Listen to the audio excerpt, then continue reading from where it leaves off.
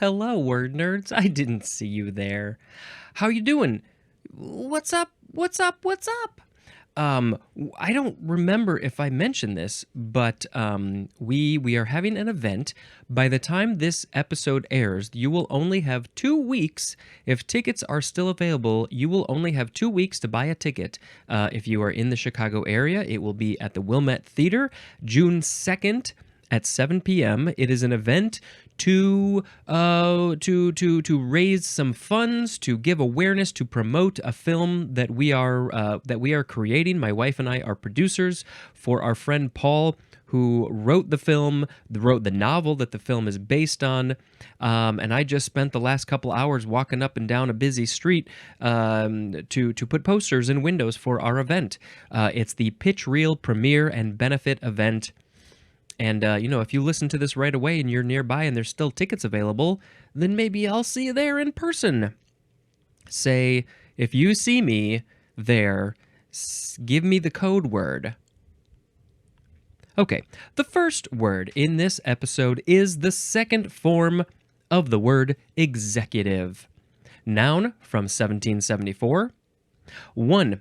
The executive branch of a government. Also, the person or persons who constitute the executive magistracy or magistracy of a state. And that is not necessarily a state in the United States. It's just kind of like either a country or a part of a country, because other countries use the word state too. So the people who make up the executive magistracy, I don't know how to pronounce that word, of a country, of a place, a region, they are the executive.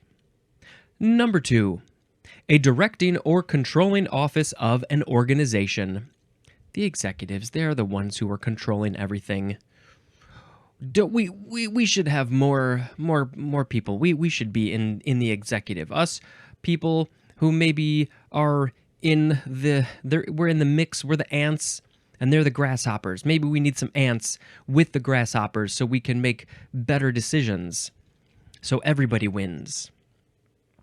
3, one that exercises administrative or managerial control. Now, let's remind ourselves of the etymology. Let's see. Well, there was none for executive, the first form. Where is it from? Execute, maybe, to carry out.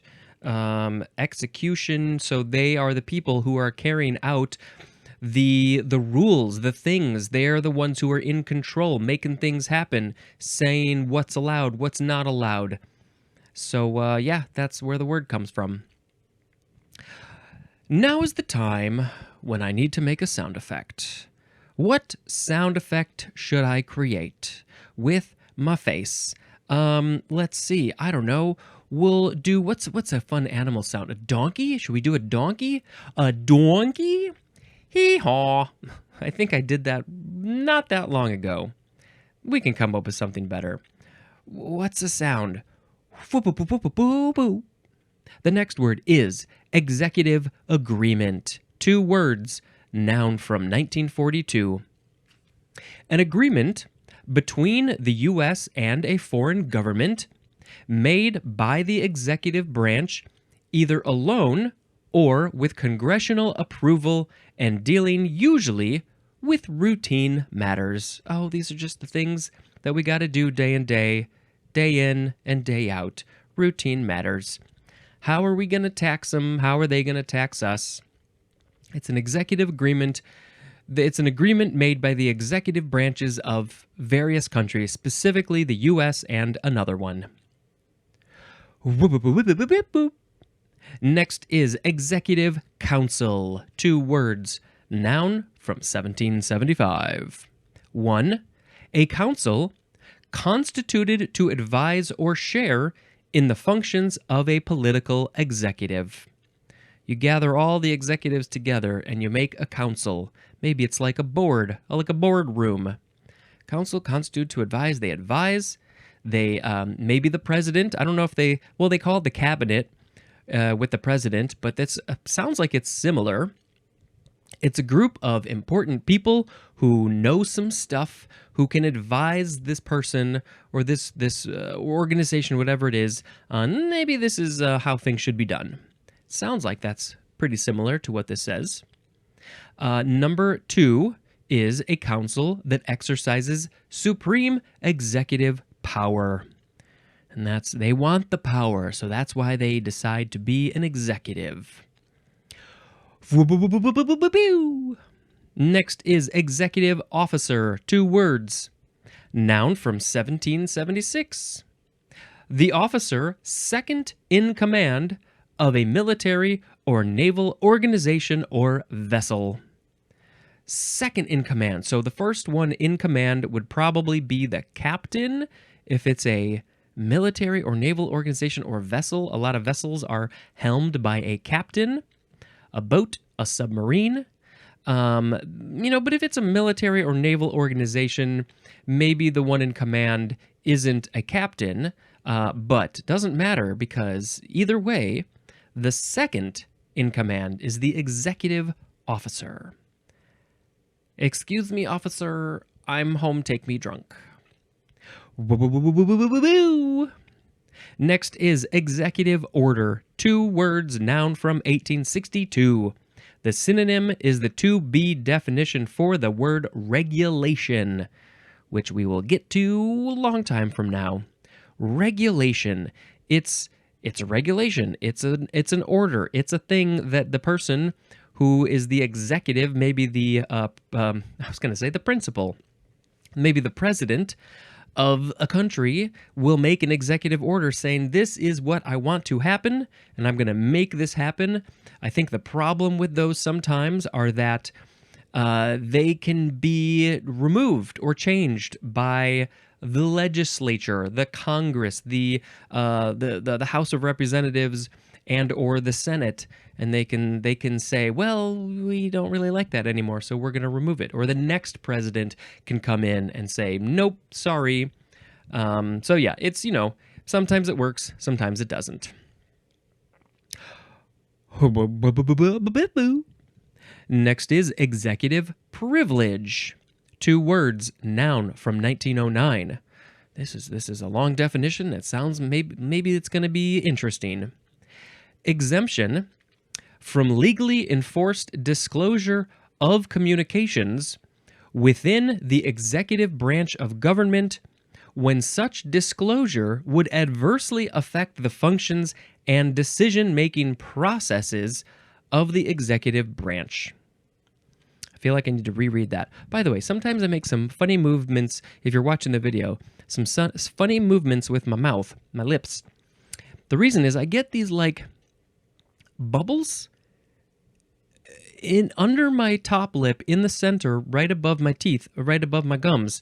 I feel like I don't want to make too many weird mouth sounds, but I get these bubbles and things, so I have to move my lips around to make it go away because it's really irritating. So apologies if I making weird smacky sounds and weird motions with my mouth. It's just the way my body is made up. It does weird things like that. So executive privilege is an exemption from legally enforced disclosure. So I guess you don't have to disclose something. You don't legally have to disclose something because it's an exemption. You're exempt from it. It's a legally enforced disclosure of communications within the executive branch, that's like the president, executive branch of government, when such disclosure would adversely affect the functions and decision-making processes of the executive branch. So you don't have to make this disclosure because if you did, then it would create some problems for the executive branch. I am rephrasing that in, I hope, the correct way. It's a very, very blunt way. Executive privilege. And I don't do the politics, the government, so I don't really know what this is all about. I'm going to throw in another word that's not in this episode, not in this book at all. I mentioned that in the previous episode. The only reason I'm adding it is because I have a very personal connection, or hope to have a personal connection to this word, two words, and it is executive producer. I guess, some of these very specific film or sort of artistic words are not important enough to put in the dictionary. But an executive producer in films or TV or other things, maybe plays, maybe they have executive producers. They definitely have producers. Um, it's kind of they're kind of the one in charge. Now, there's various versions of an executive producer, but one type could be the one who maybe it was their idea, maybe the idea of the film, the story. They were like, I want to do this. Maybe they're providing the majority of the funding. For whatever reason, they may be called an executive producer. And I put this in here unofficially because I would like to be an executive producer. I feel like I am not necessarily skilled enough to do a lot of the roles in filmmaking. I want to be a part of filmmaking, but I just know enough about a lot of things. When it comes to writing a story, I don't feel like I'm very good at coming up with a whole story and characters and an arc and everything. But I'm constantly coming up with ideas like, oh, what about a movie with this? Or what about we put these actors together or something? So I feel like I could be well suited to be an executive producer someday when I do a lot more learning about the film world. Maybe before this this whole long podcast is over, I can call myself an executive producer, and you can watch my movies. Next is executive secretary, two words, noun from 1915. A secretary having administrative duties, but especially an official responsible for administering the activities and business affairs of an organization. So,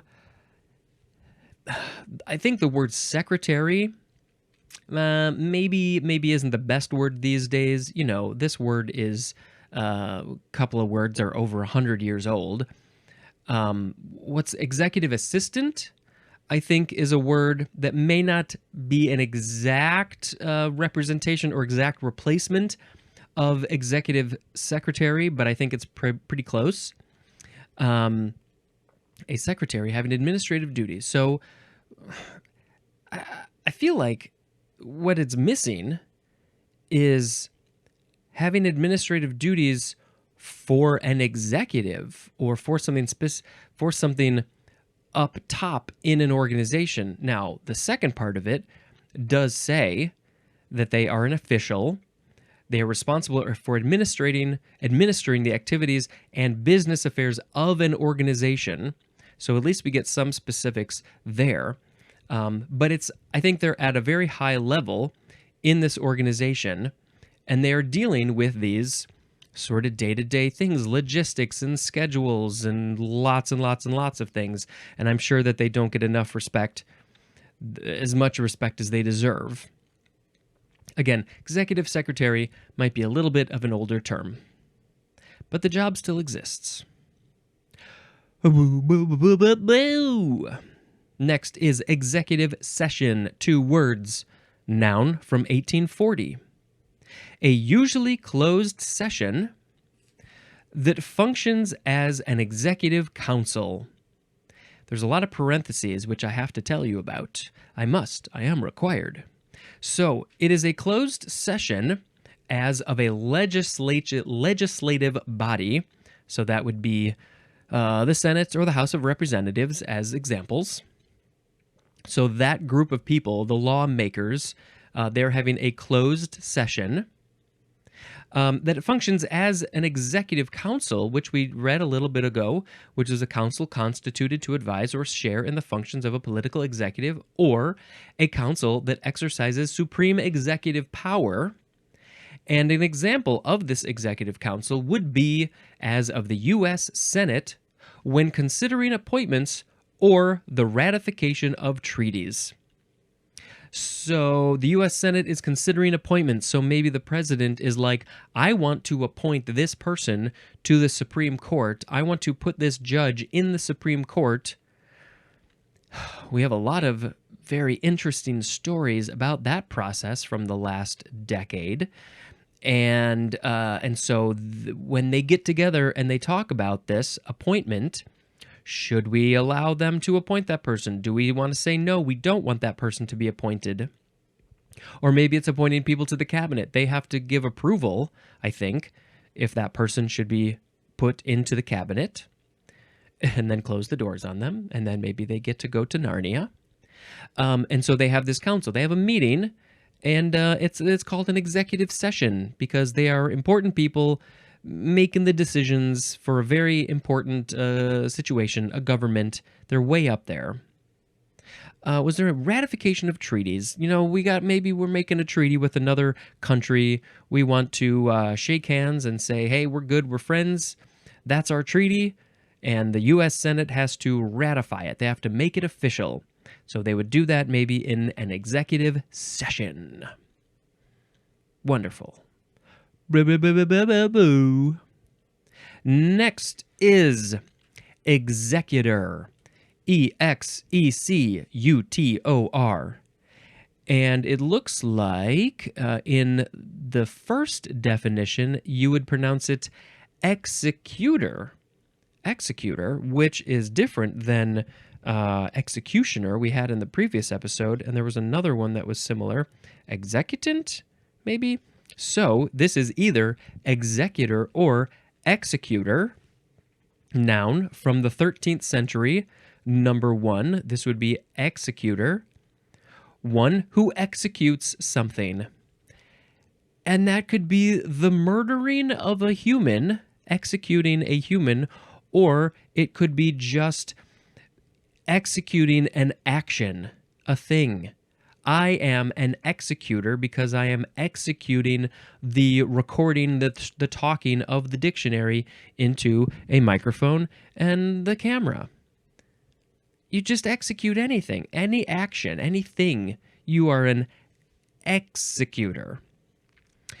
1B, this is obsolete, and the synonym is executioner. So literally, this is just an older word, older way to say the person who is pulling the rope for the guillotine to chop off the person's head, or swinging down the axe to chop off their head, or injecting them with some poison thing to make them dead.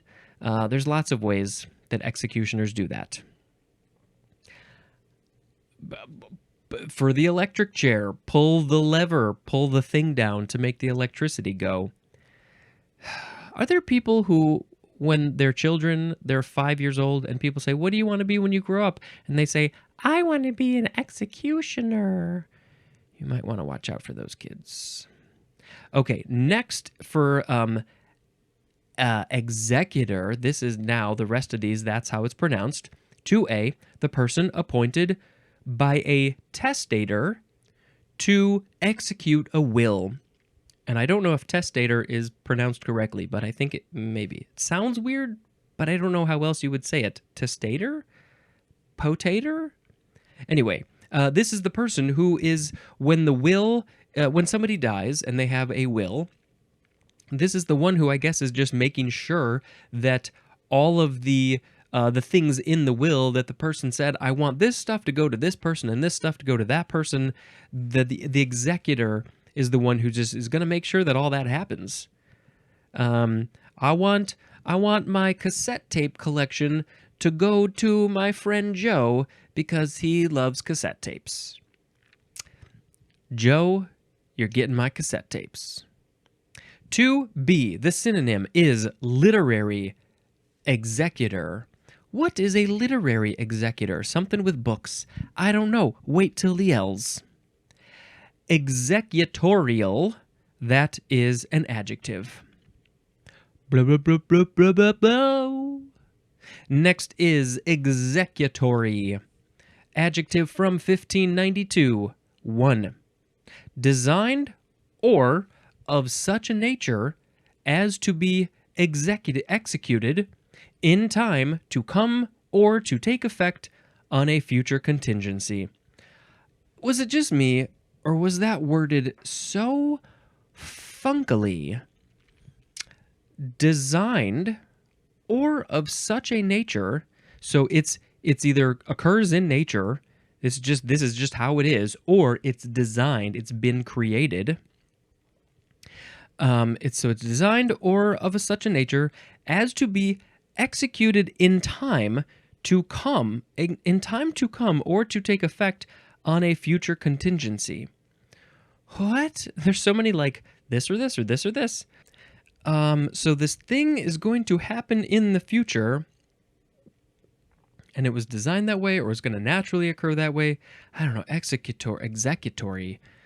Some action is going to be executed in the future. I don't know how you use this.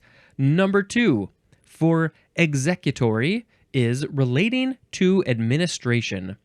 So this is the executives who are in the administrative roles high up there. Anything related to them, that situation, that group is executory. Yeah.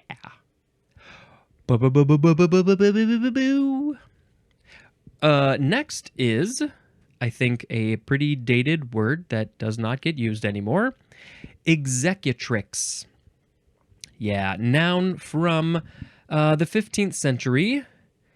And the plurals are either executrices, or executrixes. And it is, you could probably tell by the suffix, that this is a woman who is an executor. So the one who is either an executioner, a lady executioner, or a person who is just executing something, some sort of action, or somebody who is executing a will, or a literary executor. But they have to be a woman to call them an executrix. And of course, as I have stated many times, we don't need these genderized words. You want to be an executor, or maybe even an executive, you want to be called an executrix, totally cool. If you are born male or female, or have realized that you are not one of those and you have transitioned to the other or non-binary, whatever, if this is just a fun sounding title that you want, go ahead and call yourself an executrix, because I think it's a great word. Or if you just want to be called an executor, executor, any of these. Now, what was it? Executor, yep. That's whatever. Use the words that you like. Next is another word that you might like. It's exedra. Exedra. Noun from 1659. Number 1. A room, as in a temple or house, in ancient Greece and Rome, used for conversation, and formed by an open or columned recess, often semicircular in shape and furnished with seats. And, I'm going to look up a picture of this exedra. That's what it is, right? And maybe I'll put a picture on the social media, which I have been really lacking of recently. So, it's usually a semicircular room where you can go talk, I guess. Let's just a room, a temple, or a house, ancient Greece, Rome, conversation, open or columned recess. So there's maybe columns in front of it, and it's recessed into curve. Oh, there's a very good picture there. It's semicircular. There's a bunch of columns. I don't know why is it required to have the columns. There's some seats, because what, are you going to sit on the floor? Nah, some people might want to sit on the floor, but you might want to sit in a comfortable seat and you can have a little conversation. Now, I wonder if, because it is circular or semicircular or a portion of a circle, does that mean that the acoustics are pretty good, that they're going to bounce around, so maybe you can whisper and you can still hear each other? Because of the acoustics, if I whisper, you can still hear me perfectly clear. Exedra. I think. Oh, we gotta go. We gotta go to number 2. By the way, let's back up so we get some more light. There we go. Number 2 is a large outdoor, nearly semicircular seat with a solid back. I have not heard of that. It's a chair that's nearly semicircular. It's going to be a part of a circle, an arc, I guess. It's got a solid back, and you sit in it. It's an exedra. Why? Why is it called this? Because it is from the Greek ex prefix, ex, plus hedra, Hedra, which just means seat. Where you're sitting. There's more at the word sit. So X, though, what part of this X prefix are we using here? What definition? Outside, I mean, the chair was outside. That's the number 2 definition. But it seems like there should be more about this circular thing, because that seems to be a common theme with this room or chair or seat, that it's semicircular. I don't know. Maybe they just liked circles back in the day. We like circles. And that's it. Okay, exedra. Next. We have the word exegesis or exegesis. You can emphasize the first syllable more if you want. I feel like I've been seeing this word or thinking this word. I don't know why. For some reason, I feel like I've already read this, but I know I haven't because I haven't gotten. Maybe there's another word that's similar. Exegesis. For some reason, that word's in my head. This is a noun from 1619. The synonyms. Oh, maybe this is where. No, that wouldn't make sense either. The synonyms are exposition, and explanation, but especially an explanation or critical interpretation of a text. And I do remember there was a word that I read before that was something similar. I remember talking about this. It wouldn't have been explanation or exposition because I haven't even gotten to those words yet. So maybe there's another synonym. Well, let's talk about the etymology because that might help. This is from the Greek exegesthai. Don't know how to say that word. That word means to explain or interpret. From ex plus hegesthai, which means to lead, and there's more at the word seek. So yeah, I do remember, I think it had to do with the Bible, maybe. There was a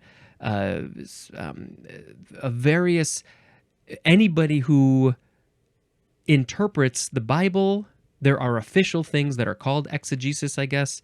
But anytime you're just going to interpret a text like the Bible, then you would be explaining it and doing an exegesis. What's a noun? So yeah, your explanation, your interpretation would be exegesis. And I sure wish I could remember what that other word was, but it's okay because we got it here.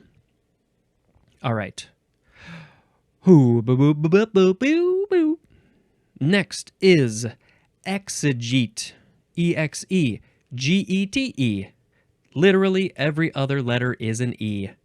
E-X-E-G-E-T-E. Noun from circa 1736. One who practices exegesis is an exegete. And that's it for that one.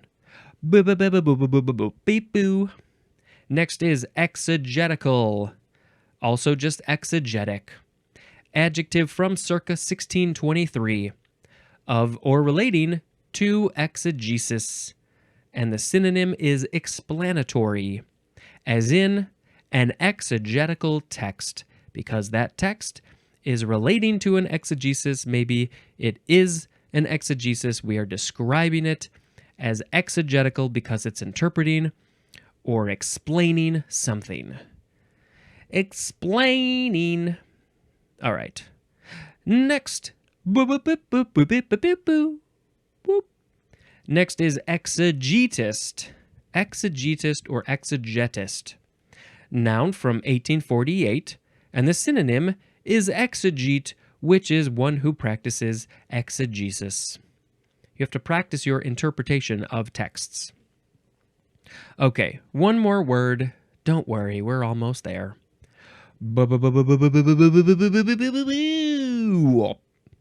Exemplar. This is a good word. Exemplar. Exemplar, exemplar, or the first syllable can be ig or egg. Ig, egg. This is a noun from the 15th century. It is one that serves as a model or example. There's a couple of sub-definitions, 4 of them, but in general, an exemplar is one that is a model or example. So maybe this podcast is an exemplar of something that you shouldn't do. So examples are an ideal model. An ideal model. This could be what's the ideal model? Literally maybe like a model of a human with the skeleton and the bones and stuff. That's literally a model. So, but humans, there's no ideal. People like to say that some look better than others, but humans are humans, and they're all gonna human themselves in different ways. So there's no ideal model. But maybe there's an animal. It's just the most perfect example of a thing is this exemplar. I wish I could come up with a really good example of that. The exemplar of film, the exemplar of stuff. I don't know. B. A typical or standard specimen, as in an exemplar of medieval architecture. Oh, this architecture, it's so old, it's medieval, and it's just the perfect example of what medieval architecture looks like. It's got all of the arches and the things that make up medieval architecture. I don't know what those things are, because clearly I didn't do architecture. But and it's in such good shape. They kept it in such good shape. Oh, mwah, exemplar. C. A copy of a book or writing. A copy of a book or writing is an exemplar because it's an example of that book or writing. D. It is the 1A definition for the word idea. Ooh, that's going to be a fun word to talk about. Idea. An exemplar of an idea, an example of an idea. I got lots of ideas. A synonym is the word model. That's it. The etymology says this is from the Latin exemplum, which just means example, and that's what it is. So now I am going to pick a word of the episode. But before that, I'm going to reread the words. We had executive, executive agreement, executive council, executive officer, executive order, executive privilege, executive secretary, executive session, executor, executory, executrix, exedra. I guess maybe you could say excedra. Nah, that sounds like a drug. Exedra, exegesis, exegete, exegetical, exegetist or exegetist, and exemplar. Okay. Well, I can't technically pick executive producer because I didn't read it in the list and it doesn't exist.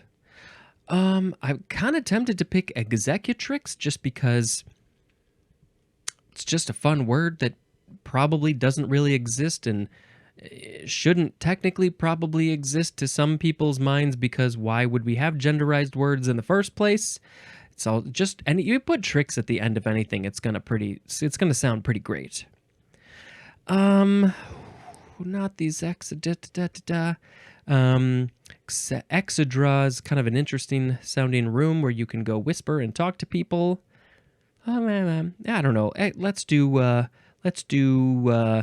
executrix because it's just a good word. Executrix, executrix, executrix. That's it for the words. And now I'm going to tell you about a movie that I watched last night. We saw, well, it hasn't technically been released yet. It will be by the time this episode airs. So for some reason, I guess our local theater got like a preview of it. It is called Butterfly in the Sky. And it is a documentary about reading Rainbow and a lot about LeVar Burton, too, because he was well, not only was he the host, but he was just a big proponent for what Reading Rainbow was doing. I was fascinated to learn more about how this show got created and that it ran for 26 years. I think that they said they shot the pilot in 1980 and it was maybe officially released in 83 and went until 2006. I watched the show a little bit when I was a kid, probably not that much, but it brought back some memories, and it was just a heartwarming and sometimes funny documentary, and LeVar Burton is just a wonderful human being, and he, like me, wants to promote more education and entertainment, hopefully at the same time, and I would love to get him on the show sometime. So if you can, go watch Butterfly in the Sky, and the theme song goes on from there. And that's it. Thank you very much for checking out this show, and until next time, this is Spencer dispensing information. Goodbye.